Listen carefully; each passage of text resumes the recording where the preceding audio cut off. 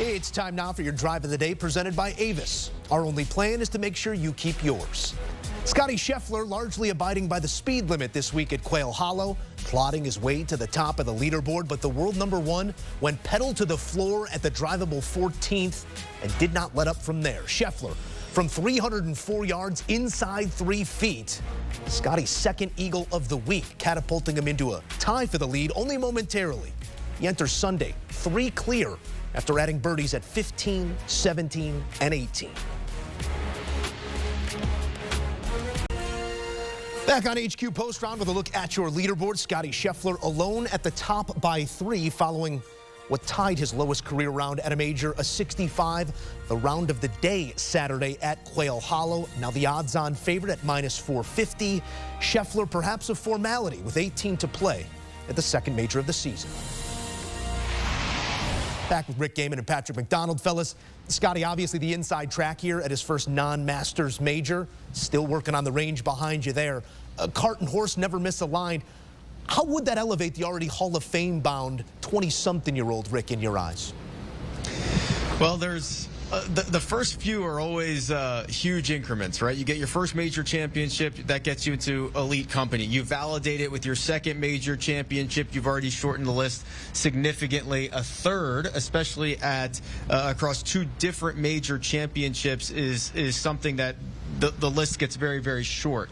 And also, when you look at the time period in which that Scottie has done this, just a handful of years, and also with every other victory that he's had along the way, the signature wins, the Olympics, the weeks as the #1 player in the world, this resume is getting very special, and it's looking like obviously a clear-cut Hall of Famer, but some of the greatest golf that we've seen in quite some time. Yeah, he turns from one of the all-timers in the generation to one of the all-timers ever. Obviously, he still has a lot of runway to go in his career, still under the age of 30, but like you mentioned, this is a guy who has potentially 3 major championships. We're not giving it to him quite yet.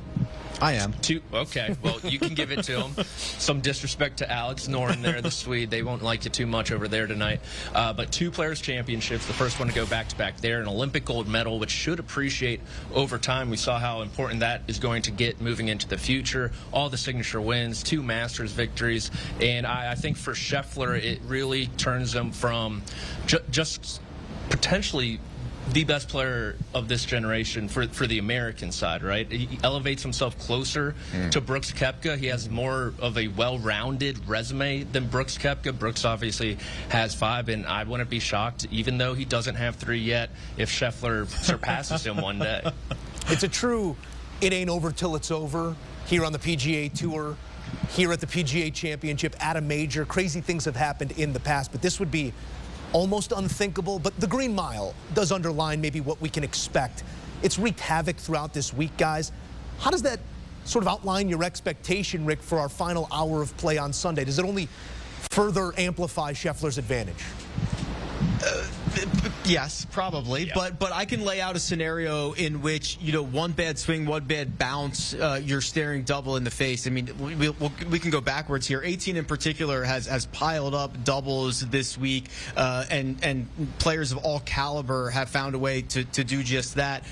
17, you saw it can kind of block off some of the wind with that grandstand, as we were referring to. It can be a little bit tricky, especially in the afternoon. I suspect that Scottie Scheffler and Ted Scott are going to pick the proper line based on their position when they get there. And then 16, of course, the first of the 3 holes of the Green Mile that have been given these guys fits. Scottie Scheffler made a double bogey there on Thursday with mud on golf ball. But yeah, I mean, listen, it's a very difficult stretch. That does help Scottie Scheffler, but anything can happen. We have seen guys, Rory McIlroy included, even in his wins at Quail Hollow in the past, struggle coming up 18. There's definitely trouble out there. Yeah, there is. I would be surprised if Scottie Scheffler loses this golf tournament, right? The way he's actually going to have to lose it is someone's going to have to win it. You understand what I'm saying, right? Someone's going to have to go through the Green Mile and play it in 1 or 2 under, and that's just going to be so difficult to do unless your name is, unfortunately for the rest of the players, Scottie Scheffler.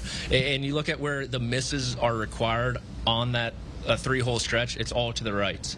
And Alex Noren, he misses to the right. That's a good thing. John Rahm misses to the right.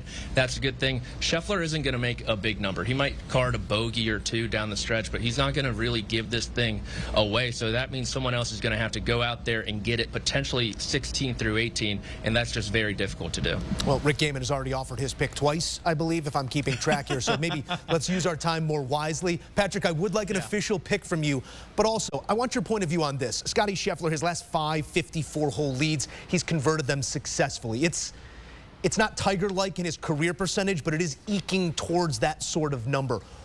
What is that muscle, and how does it develop, and how do you see it in Scottie on Sunday?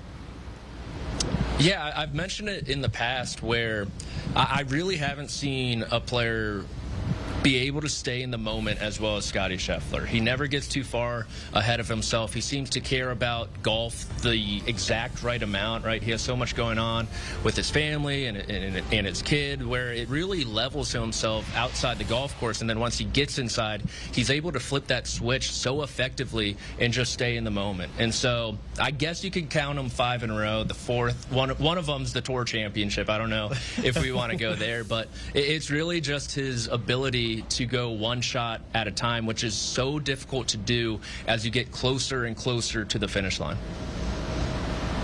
Hey, Tour Championship, I know, starts with the starting strokes. Didn't get it done the one prior, so we're going to celebrate one, Fair not enough. the other. So we're going to count at 5. We'll see if it is 6 come Sunday. He is 3 clear, heading to our final 18. Great work as always, gentlemen. Drymouth putting up the biggest fight of anyone on Saturday in the face of world number 1 Scottie Scheffler. Goes 69-68.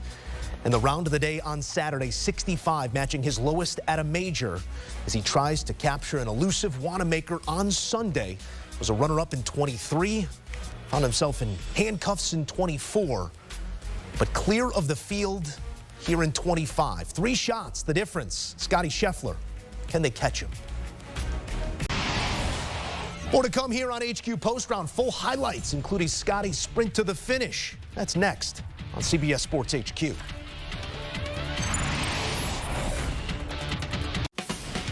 When you need your sports news all the time, We've got breaking news to bring to you. CBS Sports HQ gives you a snapshot of all the sports that matter to you.